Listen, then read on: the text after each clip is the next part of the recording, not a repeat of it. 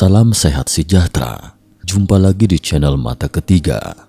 Mari bersama kita telusuri misteri dunia. Legenda mengatakan bahwa ada sesosok dewa kuno yang tersembunyi di bawah lapisan es Arktik. Terakhir kali munculnya dewa kuno datang adalah pada tahun 536 Masehi, yang dikenal sebagai tahun terburuk dalam sejarah manusia.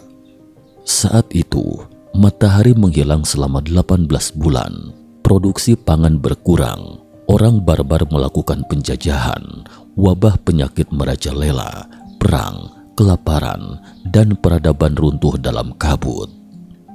Eropa dan Tiongkok sama-sama kehilangan sekitar 2/3 populasinya sebelum nyaris keluar dari bayang-bayang mengerikan tersebut ketika itu. Namun itu hanyalah bersin yang tidak disengaja dari dewa kuno. Sungguh tak terbayangkan bencana seperti apa yang akan dialami manusia jika dewa kuno itu terbangun. Para ahli mengintip sosoknya di inti es Arktik. Ternyata banjir prasejarah, penciptaan manusia dari tanah liat, bahkan menara Babel dan mitos-mitos kuno lainnya itu ada hubungannya dengan dewa kuno ini. Mungkinkah manusia adalah kawanan semut yang beruntung lolos dari maut di saat ia sedang terlelap, dan saat siuman, ia mungkin akan menyingkirkan dengan kejam seperti kawanan semut prasejarah yang samar-samar kita lihat dan tidak meninggalkan jejak keberadaan kita yang pernah eksis. Peninggalan banjir prasejarah. Pada tahun 1891, ahli geologi Belanda R.D.M. Verbeek menelusuri pedalaman hutan di Jawa, Indonesia. Dia adalah pionir vulkanologi modern. Dia ingin menemukan rahasia yang tersembunyi di hutan Jawa itu. Namun saat itu, jalan sulit untuk dilalui. Verbeek dan timnya tidak menemukan apapun selama beberapa bulan di sana. Namun saat mereka mendaki Gunung Padang, Verbeek menghirup seberkas udara dingin, dan inilah yang dia cari. Devil's Tower National Monument, atau Menara Setan di Wyoming AS dan Giant Causeway di Irlandia Utara. Peninggalan-peninggalan yang dulunya dianggap berkaitan dengan peradaban prasejarah ini telah ditafsirkan oleh para ahli geologi pada saat itu. Menurut mereka, bahwa ini hanyalah columnar jointing, atau sambungan kolom yang terbentuk oleh letusan gunung berapi. Ketika Verbeek melihat sambungan kolom Gunung Padang, perasaannya pun bergejolak. Dia melihat puncak gunung yang lebat dan bertumpuk-tumpuk seperti terasering atau sengkedan, dan terlihat jelas penumpukannya teratur. Ada istana, rumah, tembok kota, dan tangga di sini. Fenomena di depan matanya itu jelas tidak terbentuk secara alami. Apalagi yang paling membingungkan adalah Gunung Padang sama sekali bukan gunung berapi. Lalu, dari mana asal sekian banyak sambungan kolom ini? Mungkinkah ini adalah bahan bangunan, dan benarkah ini adalah situs peradaban prasejarah? Verbeek tidak dapat mengambil kesimpulan pada saat itu. Ia hanya mencatat fenomena yang ada di hadapannya itu ke dalam catatannya. Hingga hampir 1 abad kemudian, pada tahun 1980-an, sekelompok arkeolog lain ke Gunung Padang. Setelah lebih dari 10 tahun melakukan penyelidikan, akhirnya pada akhir tahun 1990-an, mereka menyimpulkan 2 poin berikut. 1.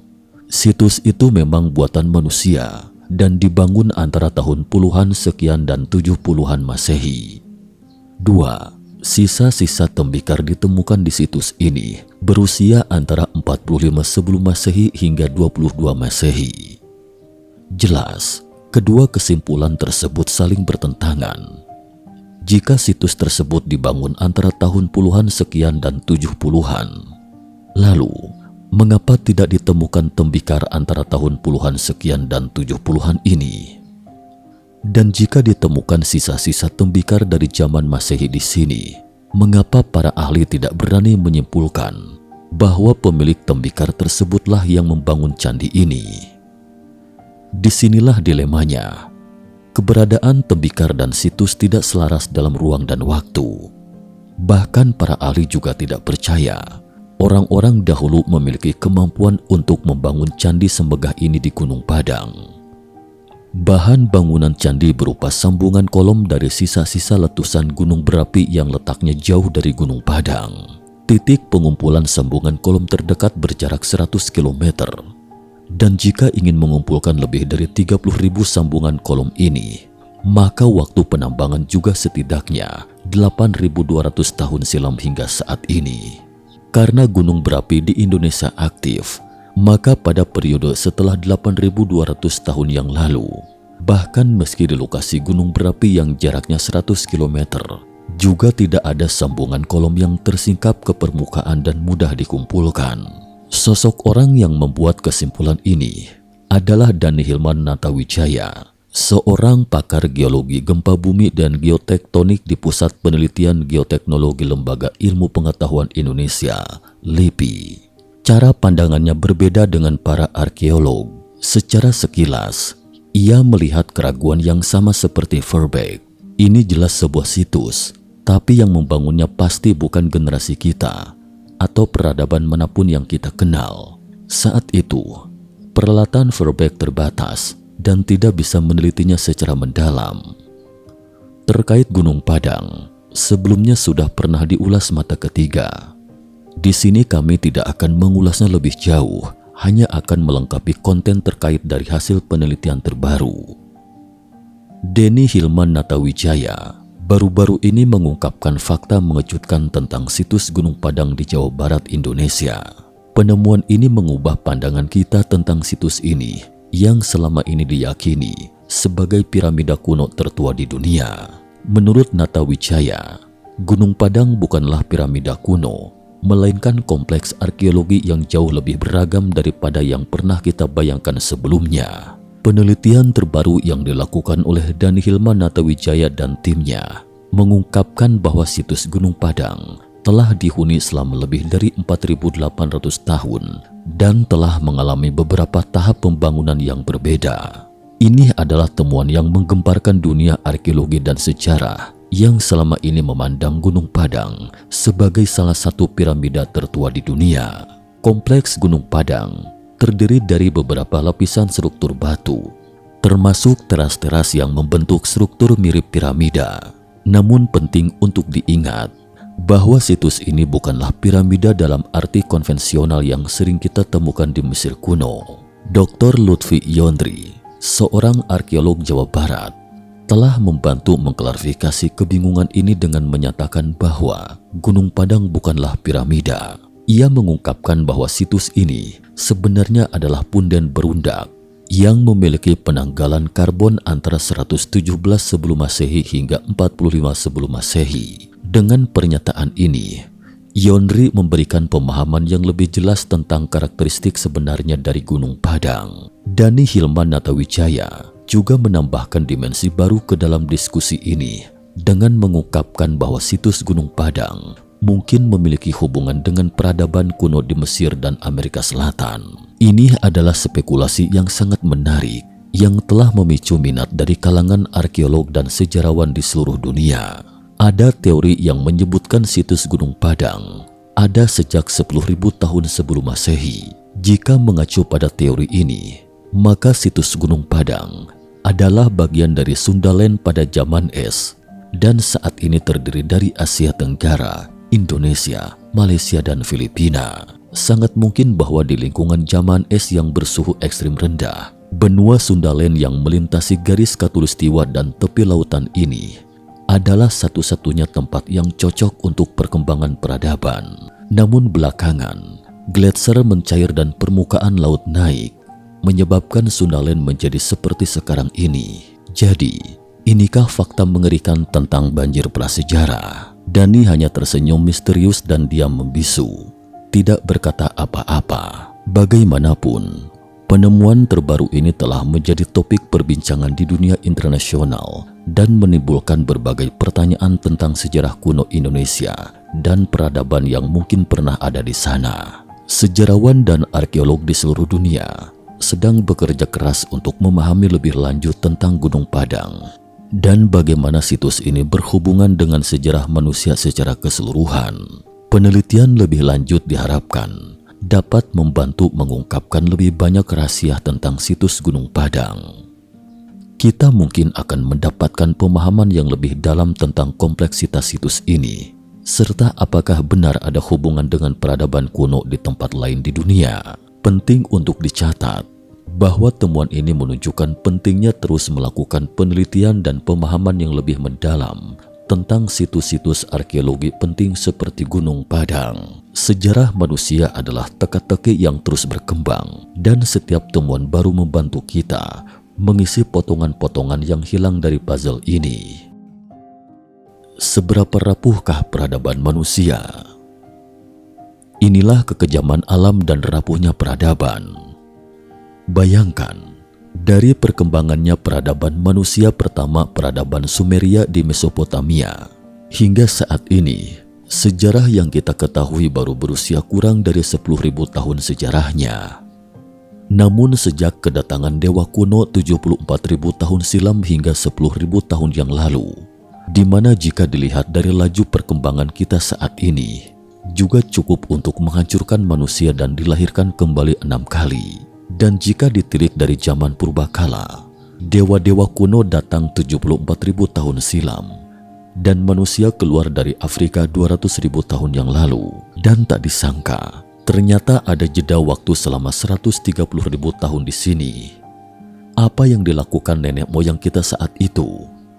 Mungkinkah mereka telah mengembangkan 13 siklus peradaban? Mungkinkah reruntuhan di Gunung Padang dan Nan Madol serta reruntuhan Taman Eden di Sahara, semuanya merupakan jejak yang ditinggalkan oleh siklus peradaban sebelumnya? Dewa-dewa kuno saat itu tersembunyi di alam inti es Arktik, yang oleh para ilmuwan disebut paleoklimatologi, yaitu ilmu mengenai perubahan iklim yang terjadi dalam seluruh rentang sejarah bumi. Hampir sejak lahirnya bumi hingga saat ini, sejarah iklim setiap tahun telah tercatat secara lengkap di berbagai inti es, stratum dan stalaktit. Ketika para ahli mulai mengintip ke dalam sejarah ini, mereka tiba-tiba merasakan kekejaman alam. Para filsuf kuno mengatakan bahwa alam tidak akan pilih kasih dan memperlakukan segala sesuatunya tanpa pandang bulu. Semuanya bergantung sepenuhnya pada perkembangan alam. Benar saja, perubahan iklim terjadi seperti dewa kuno yang kejam. Ia datang dan menghancurkan, kemudian terlelap lagi. Peradaban dan spesies bangkit dalam tidur lelapnya, hingga ia terbangun kembali, dan bahkan tanpa melihat kemakmuran dunia, ia kembali menghancurkannya lagi dengan kejam. Tak lama kemudian, para ahli menunjukkan grafik seperti ini. Ini adalah sepenggal kecil bagan yang mereka ambil dari inti es Arktik. Sumbu horizontal mewakili waktu yang dimulai dari 20.000 tahun yang lalu, dan sumbu vertikal mewakili suhu Greenland di Arktik. Jelas sekali, peristiwa Heinrich I yang ditandai pada gambar ini terjadi 16.000 tahun yang lalu. Suhu saat itu turun tajam.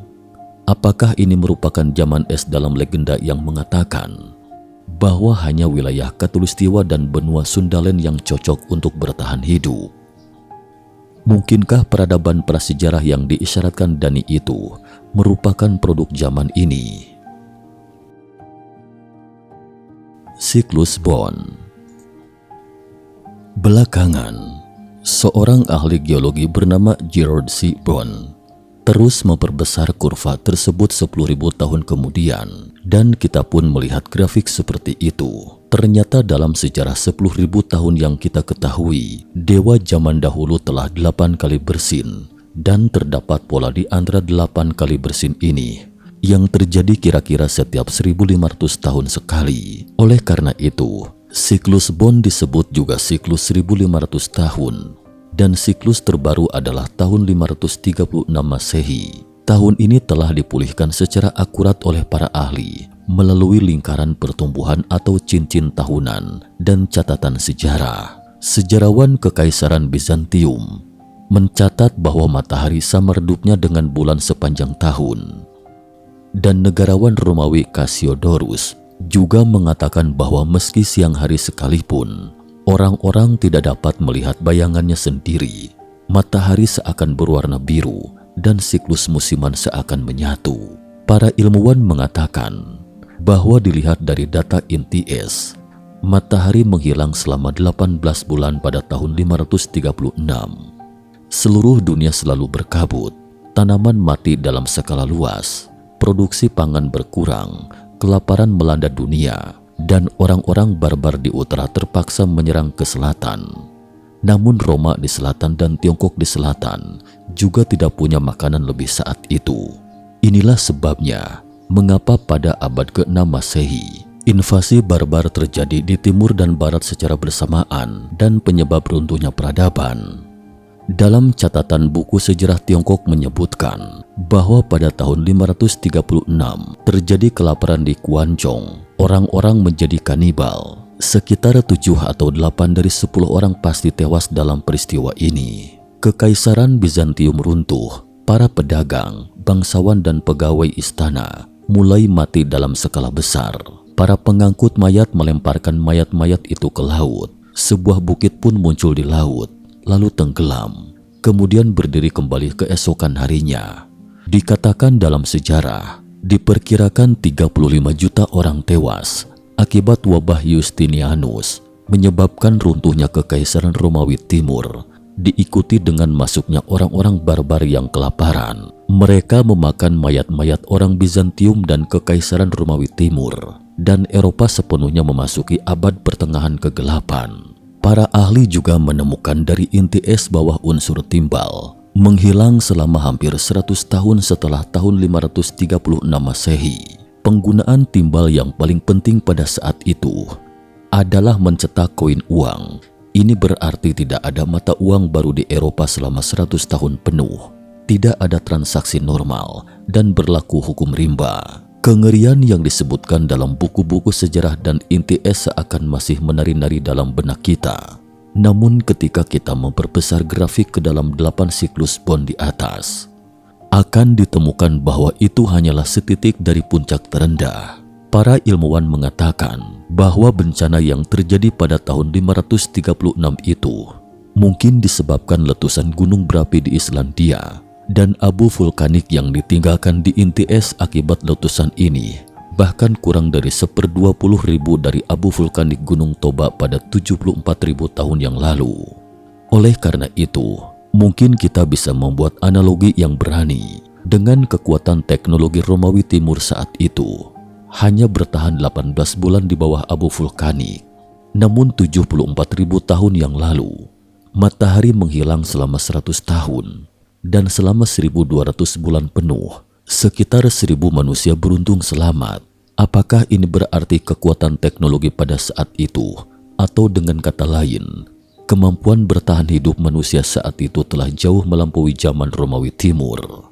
Selain itu juga peristiwa fluvial Karnian 230 juta tahun yang lalu. Saat Dewa Purba meniupkan angin, terjadilah hujan lebat selama 2 juta tahun. Gunung berapi, gempa bumi dan hujan sama menyelimuti segenap bumi. Akibatnya, Pangaea atau superbenua yang semula menyatu, hancur berantakan dan mulai hanyut. Ini jelas kengerian yang menghancurkan dunia dan kepunahan massal spesies.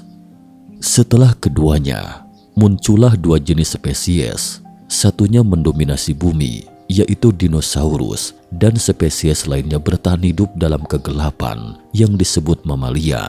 Dewa kuno tidak akan segan-segan menghancurkan dunia saat siuman, tidak peduli makhluk hidup apapun di alam.